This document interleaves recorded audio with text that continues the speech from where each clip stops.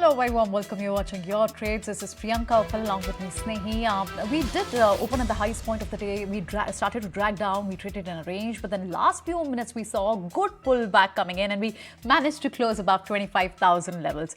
Bank Nifty did close with marginal gains only. The large cap blood move it was majorly by the HDFC Bank, public sector banks, SBI Bank. A lot of private sector bank were participating today. In fact, the kind of rollovers we saw in Bank Nifty, which was above the 3-month average rollover. Last minutes we did saw a spike coming in banks also, but then broader markets were clearly in pressure today. Mid cap was down by close to 1%. Small cap was also trading with a loss of nearly 1% today. Top sectors which contributed to the gains today were from energy, commodities, PSC, infra and consumption. And the stocks which notched the top spots were power grid. That was ever since the buzz on the street was there about the Middle East order, the stock has been moving upwards. Coal India, upbeat numbers. We saw the move today. Another standout gainer, clearly beneficiary of the windfall tax, was ONGC. In fact, Oil India also was a top gainer from the broader market also. Lot of stocks were buzzing on the earnings trigger also. Zomato was, it surged nearly 2%, beat on both revenue and PAT. Sun Pharma also margins and PAT both beat. So lot of action, Snehi, in terms of earnings. If it's earning the reaction, stock reaction post the earnings, or maybe ahead of earnings we saw on the street today. Absolutely, and lots to talk about in terms of sectoral moves as well. You had some good move coming in from some of the sectors today. Let's quickly take a look at what the sectors were up to today on an individual basis. You had energy close with gains of about 2% because Adani Energy, one of the top gainers today, 12% higher is where Adani Energy was. Realty on the flip side, top sectoral loser. Now this index has been seeing some pressure over the past couple of days. You had poor set of numbers coming in from Phoenix yesterday, Prestige as well, so lower on those accounts. And Godrej Properties also, although good set of numbers coming in, that stock was not doing pretty well. PSU banks closed at a weak slow with Indian Bank and Canara Bank being top losers. So those were some pressure points to watch out for. But on the flip side, good move coming in from Nifty Pharma today. All-time high levels were hit. Remember, Sun Pharma numbers also came out today. Revenue was a miss, but all the other three metrics, you have your PAT, your EBITDA margins and your EBITDA were beyond what the street was estimating. So good set of numbers, but that stock has also ended rather flat in today's trade. Dr. Reddy also one of the top gainers that was aiding pharma today. But well, when we're talking about earnings, you had a whole host of other companies also come out with their earnings and some stock reactions being seen. You have JTEKT that was down a 6%, Dabur inline set of numbers 1.2%, Escorts has closed lower, Godrej Agrovet down 4% on the back of its earnings, Thermax was up 2%, Welspun up 2.5%, Adani Enterprises also did pretty well after its numbers came today. But while we're talking about earnings, all eyes are also going to be on FMCG majors and the two Nifty companies coming out with their numbers tomorrow, and that is Titan as well as Britannia. Both of those will be coming out with their numbers tomorrow. So on that note, let's take the discussion going ahead about what we can expect in tomorrow's trading session. And Kunal, we're going to bring Kunal on board. And Kunal, thanks so much for joining us on this show. Help us make sense of the kind of moves we've seen today, right? Because we've opened at the highest level ever today. GIFT Nifty was also implying a 25,100 open, which has been the highest ever. So, you know, some recovery was seen on that front. Global handover looks pretty solid, especially yesterday coming in after the FOMC. VIX also seems to have cooled down. So what's the outlook going ahead, and you know, what levels are you spotting for us?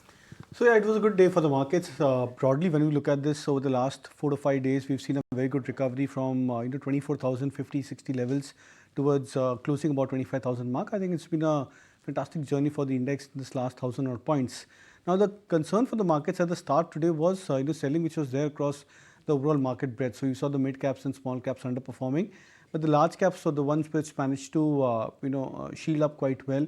We saw many of the larger cap names managing to come back to their intraday highs at the fag end, and then some of them closed at the highest point of the day. So that generally indicates that the market texture could probably change a bit from here on. But when large cap stocks, they tend to perform or get back into a solid mode, that's where we see the index stabilizing at a certain critical point. So what we are looking out for potentially would be a 25,000 mark as a broad range, pivot range for the index, and we may probably just hang on to this range for the next couple of days.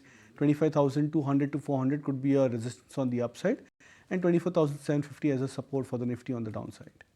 Okay, That's a very interesting thing, Kunal, what you mentioned is that the texture of the market could change, and that's what we saw. Also, large cap clearly taking the lead today. So, where should we actually look? What are your recommendations to viewers at this point in time? Will bank give us a margin of safety because the rollover figure were also above 3 months average? Well, yeah, it was, and my focus again is on larger cap names. So I'll recommend two large cap stocks. The first one is about ITC. Now, the stock in the last 3 to 4 days has gone through a correction, but I think at 490, 495, the stock looks very attractive. So would suggest a buy with a target of 510. Stop loss could be kept at 485. And from the banking names, the chart which has managed to spring back into a breakout is HDFC Bank after today's move. The stock bouncing off from its 50-day moving average, which means that the major mean revision is over. Would suggest a buy with a target of 1700, stop loss at 1610. Alright, Kunal, seems like you're playing it safe at the markets because both stocks you've picked out are from the Nifty index. So you have ITC and HDFC Bank as well. But on that note, we'll let you go. Thank you so much for joining us. It's time to slip into the word from the wise now. And today, that is Julius Baer's Mark Matthews. He believes that there's an evident need for a pullback in the market, says that the Indian market looks overvalued. Let's go across and listen into his rationale. I don't like what I see. I wish there would be a pullback in the Indian market. It's becoming overvalued. I suspect that given the tremendous liquidity and the fact that people are seeing stocks go up, they tend to be momentum followers. It probably will go up more, but I wish it wouldn't. I wish it would pull back here and rest a little bit.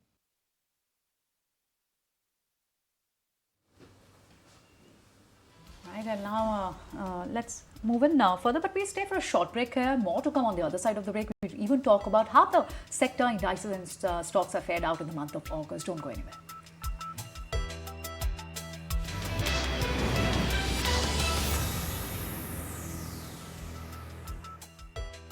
You're watching Your Trades, and now as we move into a new month, let's take a stock of how markets have fared out in the month of August over the last 10 years in terms of indices, stocks and even sectors.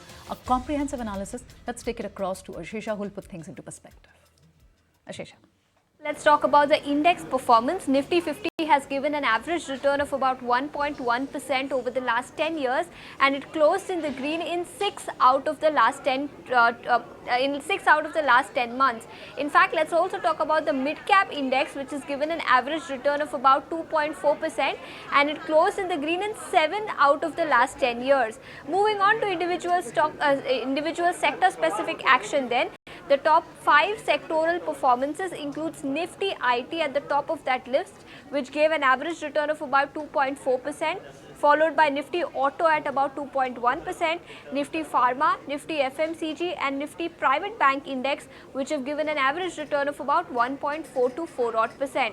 In fact, Nifty Real Estate and Nifty PSU Banking Index were the only 2 indices which have given negative returns over the last 10 years. An average return for Nifty Real Estate Index stands at about 0.9%. Moving on to some individual stock specific action then, let's talk about the stocks that closed in the green in 9 or more occasions. So we have Trent, which is given an average return of about 10% over the last 10 years, followed by IRCTC at about 8.8%. We have Polycab, LTTS and SRF, which have given an average return of about 7.6 to 8.6%. On the losing side though, let's talk about 3 stocks which closed in the red on 7 or more occasions over the last 10 years. We have Balrampur Chini, which gave a negative return of about 4.3%, followed by Motherson Sumi MCX within the FNO universe, which gave an average negative return of 2.3 to 3% over the last 10 years. Ashesha, thanks so much for taking us through all of that interesting data that you've collated for what August could look like and what it has looked like for the 10 years in the past. But let's talk about the big story of the day, and it's not one, but it's 2 stocks that we want to talk about. First up, let's talk about JK Lakshmi Cement. The stock was losing in today's trade, 3% lower on a weak set of numbers. On the flip side, you also have Thomas Cook, and that stock was bleeding away today. 10% lower circuit is where that stock was locked at. We've caught up with the managements of both of these companies on what the Q1 performance looked like, why it was weak on what metrics, and also the growth path going ahead. Let's go across and listen in. We were expecting the demand to pick up from only October, because current quarter being a monsoon impacted quarter, we don't see that demand picking up considerably. but it may be marginally better than the first quarter. But we are quite hopeful from third quarter, which is second half, the demand should definitely pick up, and we should be able to deliver better numbers going forward in the third and fourth quarters. We expect with this upsurge in the demand from October post the Navratras, we should have the pickup in demand and also the better pricing. And volume guidance, I would say next year we can clock FY26 could be the year in which we can clock a double-digit growth. Now, first quarter we were able to clock 770 rupees a better per ton, which was broadly in line with the average of the industry. And going forward with the second half, the pricing as well as the demand expected to grow. In the third and fourth quarter, we may end up to about 1,000 rupees a better per ton. That is our target going forward.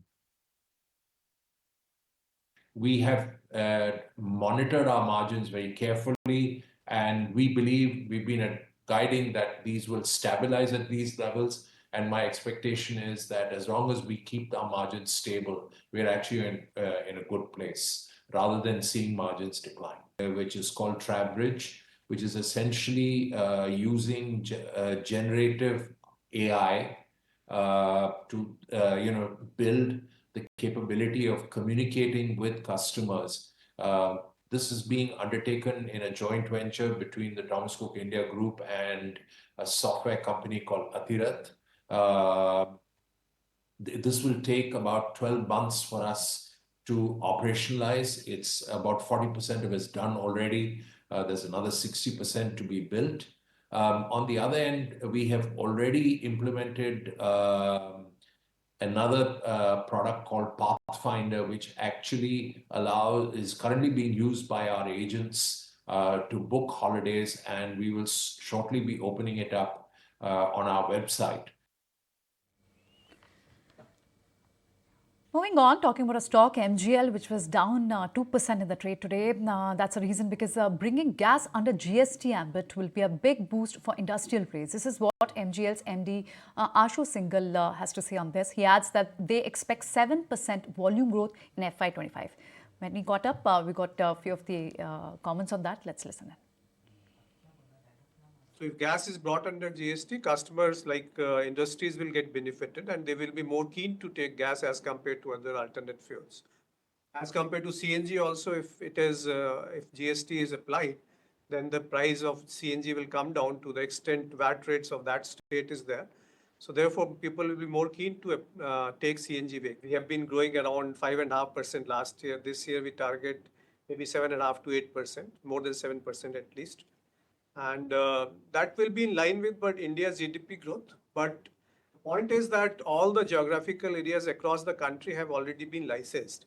So as you rightly mentioned, there are two ways. One is the organic growth, other is inorganic. So we are scouting for any good opportunity. This last year we have concluded the deal of, this year we have finally concluded Unison Enviro Private Limited in February.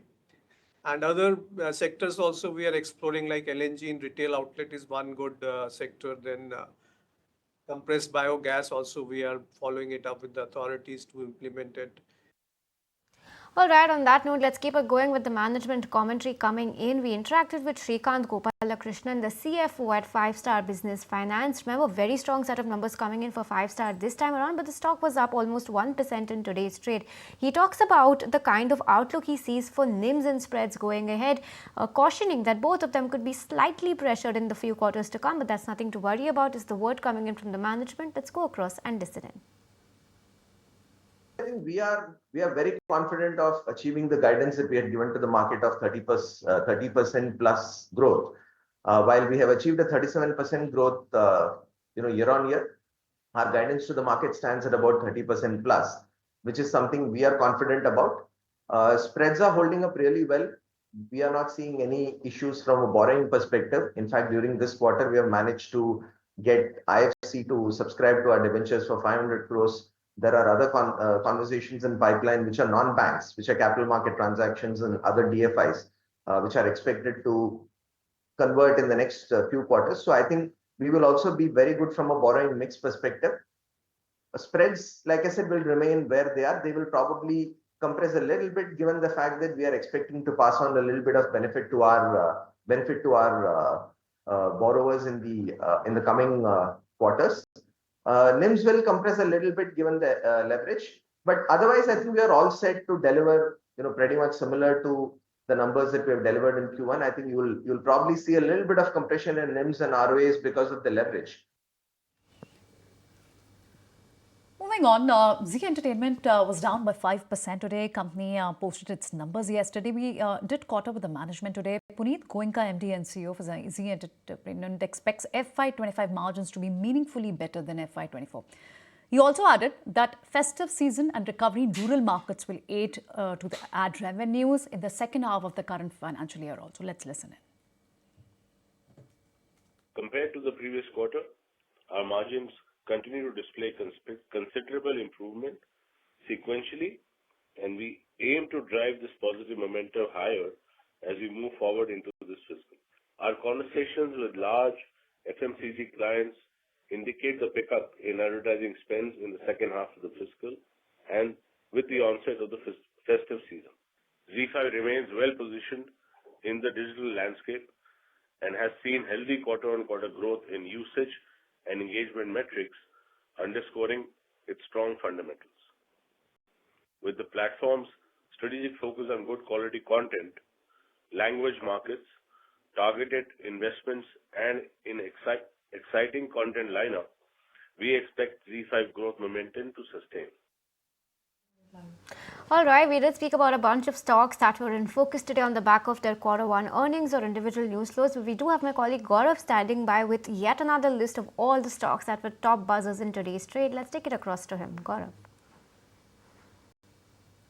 A lot of numbers came in today, and first let's talk about Dabur India, which reported inline set of numbers. Revenue increased almost by 7%. We saw some margin expansion as well, and volume growth came in at around 5.2%. The plus point was that rural volume actually increased more than the urban volume, and on back of this we saw this stock turned in green today. Next let's talk about Zomato, because if we talk about numbers, revenue and profitability was above what the street is expecting. Revenue increased almost by 18%, while profitability increased almost by 44%. We also saw some expansion in EBITDA margin, and as a result we saw this stock also was trading in green today. Next let's talk about Sun Pharma, because when we talk about numbers, margins were actually higher than what the street was expecting. Revenue increased only by 6% on a YY basis, while EBITDA margins came in at 28.5%, which shown a kind of expansion of around 60 basis points, and that is why we saw the stock was actually in red today in the morning, but it recovered all the losses. Next let's talk about AkzoNobel, because when we look at the numbers, revenue increased only by 3.7%, profitability was up almost by 4.5%, but when we talk about the stock performance, that increased almost more than 4% in a trade today. And lastly let's also talk about GE Shipping, because revenue increased almost by 17.5%, but when we talk about net profit, there we saw an uptick of around 40% on a YY basis.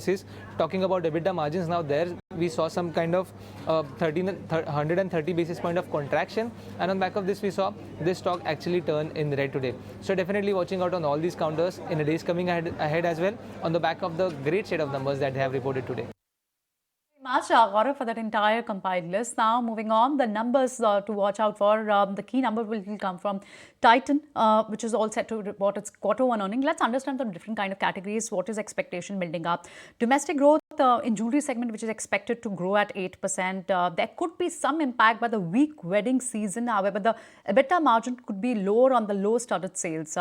Overall, the standalone revenue, which is expected to grow up by 5.5%, and PAT is expected to be down by 0.5%. Margins could be at 10.2% versus 9.9%. That's the expectation building up for Titan. Alright, so Titan and Britannia are two FMCG majors to talk about and look forward to tomorrow in terms of Nifty earnings. But on that note, I'm afraid we're completely timed out on this edition of Your Trades. Thank you so much for watching.